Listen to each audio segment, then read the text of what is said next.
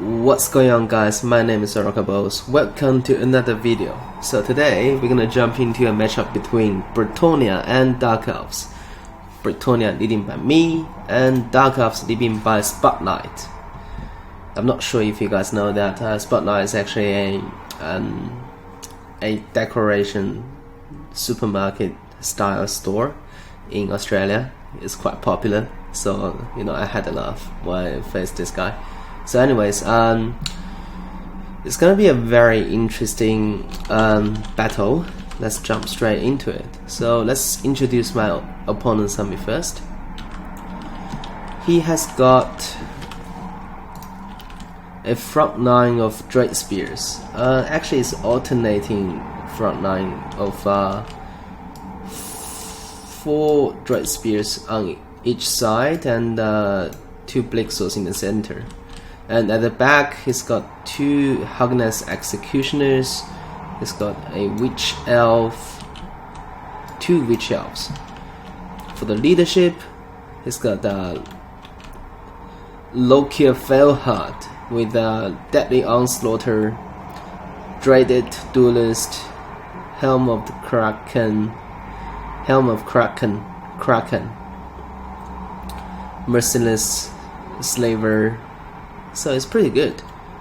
Like the Helm of Kraken actually let Lokia to regenerate hit points, at the same time gaining +9 melee defense whenever he's engaged in melee. So that's a huge buff actually. And on the side, he's got 1 unit of Code 1 Knights at rank 4.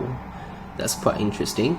And then 2 Code 1 Chariots. These guys are very good. They have armor piercing missile, and they have 48 ammunition, which means they can literally just shoot forever. And then they are just armor piercing, high armor, and anti-infantry. So these guys are just very good in general. Like at killing infantry, they're just spot on. And then at the Vanguard deployed, he's got a Ravenheart, the repeater crossbow, flying missile cav, I suppose. I mean, I haven't faced these guys a lot, but just by the face value, I think they have 18 models.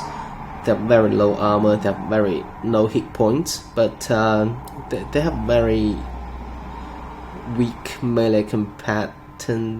Like they have very weak melee stats as well, but they have relatively okay health. Relatively okay range and very good missile damage. So yeah, I think we'll just see how well these guys perform. Because when I play Dark Elves, I don't really use them that often. Alright, let's introduce my army. At the front, Vanguard deployed. I got 4 mounted yeoman archers. These guys always gonna perform, always gonna just pull a lot of gold value in terms of their own gold. So they always gonna outperform the gold, which is why it's always a good pick. And then I got King Nguyen Lian Kerr, the good old King Nguyen, with a Sword of Crown and Stand Your Ground, Foe Seeker, the Ladies Champion, Blessing of the Lady. So he's very good. And at the back, I got 3 Grail Knights. 1 of them at rank 1. And I have a Dance of Heaven with Wind Blast, Harmonic Convergence. That's it. And then on the right side, I have 2 Knights of Erin. One of them is the Regiments of Renown version. And for my infantry, I have 1, 2, 3, 4 peasant mobs.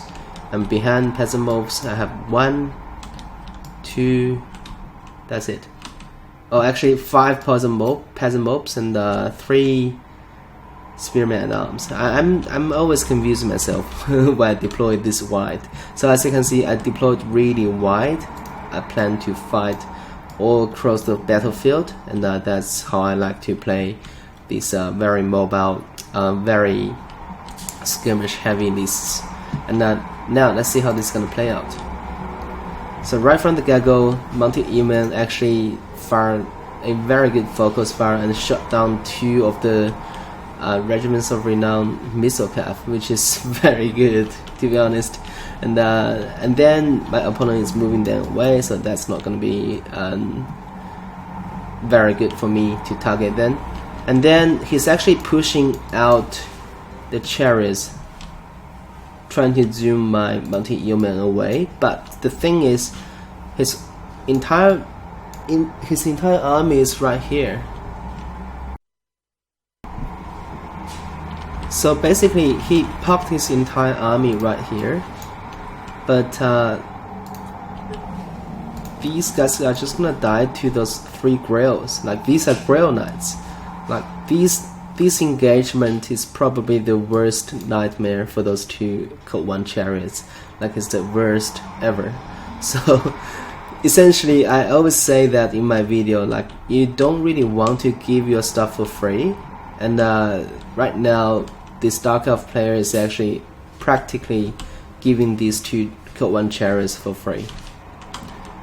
Because I mean, the only one unit, maybe 2 units, can make it in time is those missile calf, and also these Code 1 knights.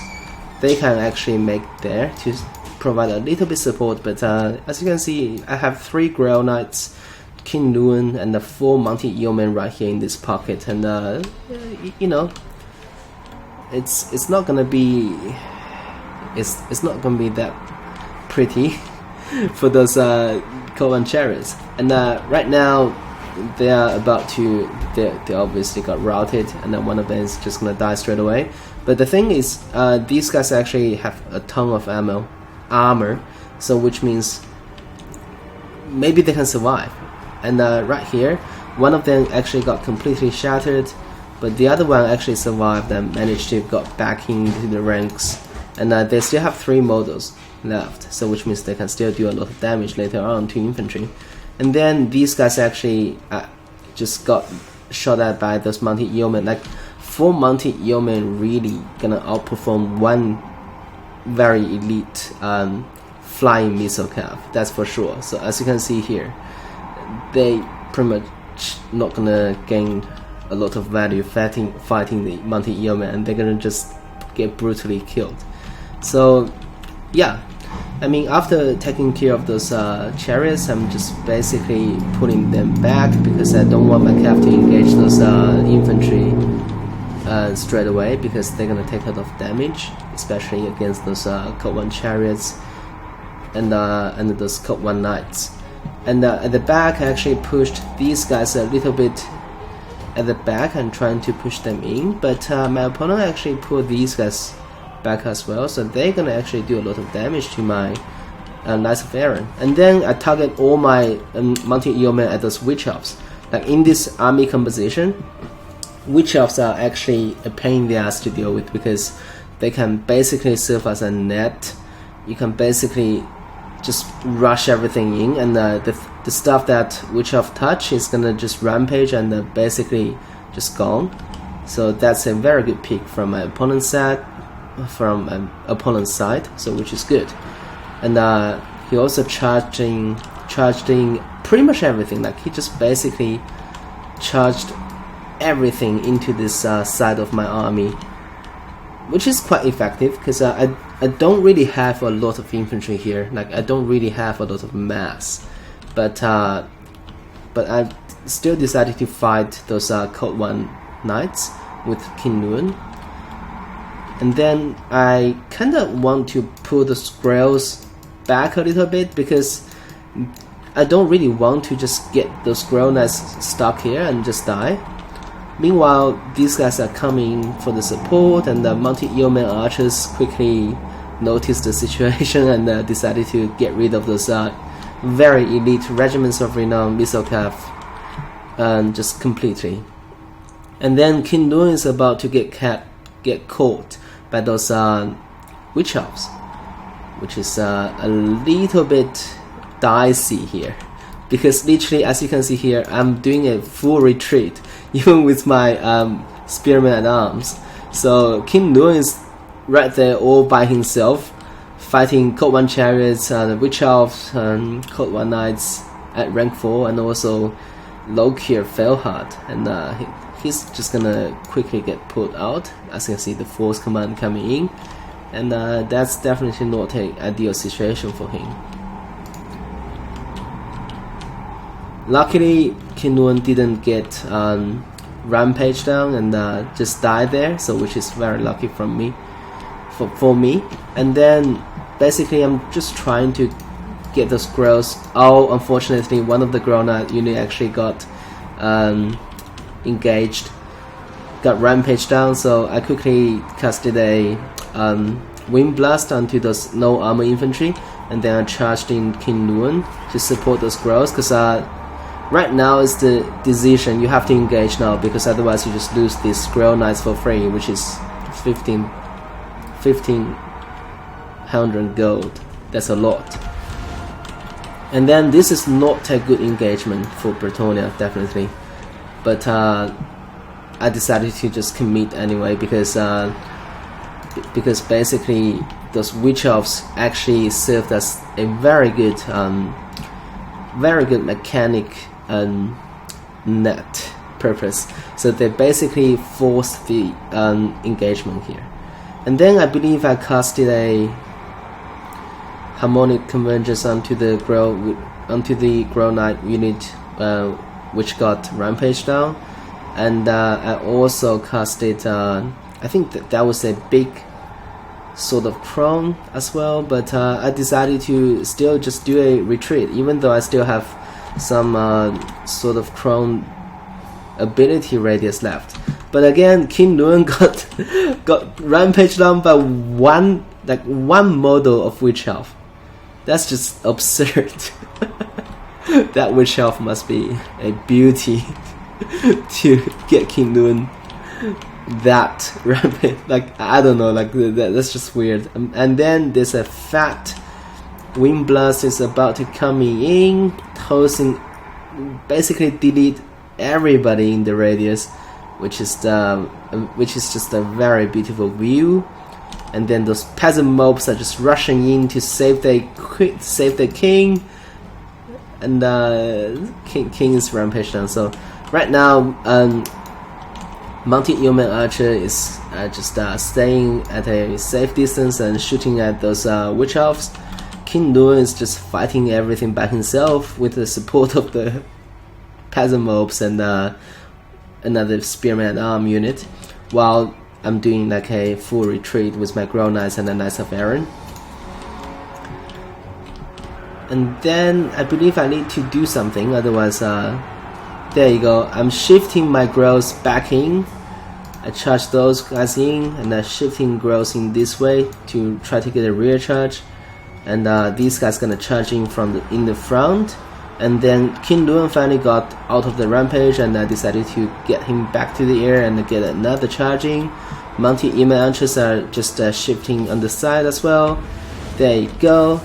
And let's get a final epic shot of the Bretonnia Knights. Like the Bretonnia Knights, the shield of the realm. And yeah, that's it. That's the game. The Dark Elf player actually decided to quit at that moment. So I'm not sure. Like I think this is a. I mean, obviously, the Dark Elf player didn't really perform that well in this matchup, but it's a very interesting matchup, because I do believe Bretonnia actually suffers against the Dark Elf in quite a lot of situations. And I practiced a lot with Morgan with this matchup as well. Morgan basically crushed my Bretonnia every single time when he's commanding Dark Elves. So this is basically the product I came out with Morgan. So I tried this build, and I fought a very, very, very hot battle against Morgan, and with the similar loadout, and I think it's very good, because there's pretty much no way you're gonna just fight Dark Elves head on with Bretonnia, because your infantry department really lacking. And I tried a lot of foot squires, and still foot squires just can't really cut it, because they are just not that great in terms of melee stats. So yeah, I found that playing a very skirmish heavy, very cav heavy list, and just abusing the charge bonuses of the Scroll Knights are somewhat the way to go. I mean, I don't know, like, let me know if you guys have other methods of handling Dark Elves with Bretonnia, and I would love to hear them. For now, if you guys enjoy my contents, please consider to subscribe, I really appreciate that. And Oracle Boss signing off.